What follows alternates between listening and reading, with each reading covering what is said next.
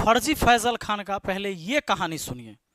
एक लड़की ने कहा कि सर शाम वाले बैच को ना मॉर्निंग में कर दीजिए। हम कहे बाबू तो इतना सबके इंडिविजुअल से तो बैच ट्रांसफर नहीं, क्या प्रॉब्लम है? उसने कहा ना शाम में हमको दूसरे के यहाँ बर्तन मांजने जाना होता है। एक लड़की ने कहा कि शाम वाले बैच को मॉर्निंग में कर दीजिए, कहा कि शाम को हम बर्तन मांजने जाते हैं दूसरे के यहाँ, तब पढ़ाई करते हैं। इस बात पर अवध ओझा सर का एक बयान आया था। उन्होंने कहा था कि अगर वो यूपीएससी की तैयारी करने वाली लड़की है और बर्तन मांजती है और तब पढ़ाई करती है तो वो शायद कभी यूपीएससी ना निकाल पाए। उसे हिस्ट्री पढ़ा लेना चाहिए, ज्योग्राफी पढ़ा लेना चाहिए, फिजिक्स पढ़ा लेना चाहिए, केमिस्ट्री पढ़ा लेना चाहिए, क्योंकि यूपीएससी की तैयारी कर रही है तो 10वां क्लास तक के बच्चों को तो पढ़ा ही सकती है। खैर, अवध ओझा सर ने जो बात कही, इसका जब दोबारा शुभांकर मिश्रा जी इससे जब पूछते हैं के शो में, वहां पर आपने कहानी सुनाई थी, एक यूपीएससी की लड़की थी, बर्तन मांजती थी।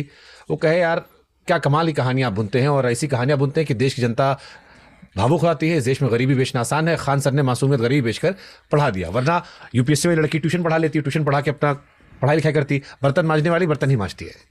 ओझा सर राजा बनने का टेक्निक सिखाते हैं। मतलब उनका ये कहना है कि जो बर्तन मांज रहा है, जो सब्जी बेच रहा है, उसको आईएएस का बैच पढ़ने का अधिकार नहीं है। नहीं, वो कह रहे उसकी जगह ट्यूशन पढ़ा लेती, भूगोल पढ़ा लेती, हिस्ट्री पढ़ा लेती।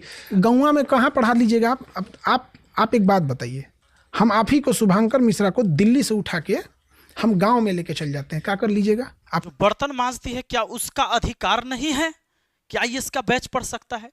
ओझा सर ने ये बात नहीं कहा।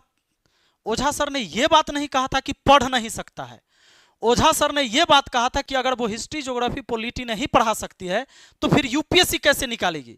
इसने क्या किया, इस एंगल को एक गरीबी फिर बेचने का इसने काम किया।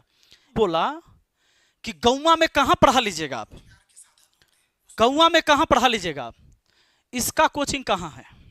पटना में। लड़की आई होगी, इससे मिली होगी, तभी तो इसने कहा कि शाम वाला बैच को सर सुबह में कर दीजिए। यानी जब उसके पढ़ाने की बात आया तो इसने उस लड़की को गांव में शिफ्ट कर दिया। गौवा में कहां पढ़ा लीजिएगा आप एक बात बताइए। अब बर्तन धोने की बात आया तो ये पटना में शिफ्ट कर दिया कि लड़की इसको कहती है कि शाम वाला बैच सुबह कर दीजिए।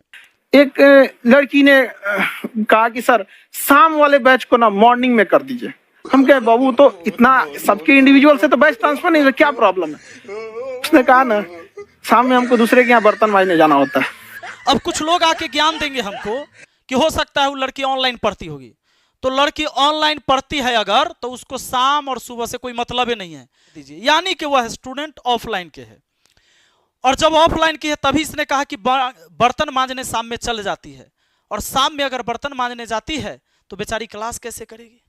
लेकिन जब ट्यूशन पढ़ाने की बात आ गया तो इसने कहा कि गौवा में कहां ट्यूशन पढ़ा लेगी। यानी ट्यूशन पढ़ाते टाइम लड़की गांव में है और जब पढ़ना है उस समय यहां है।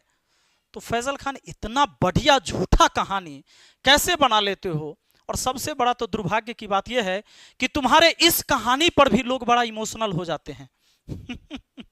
थैंक यू भाई, थैंक यू।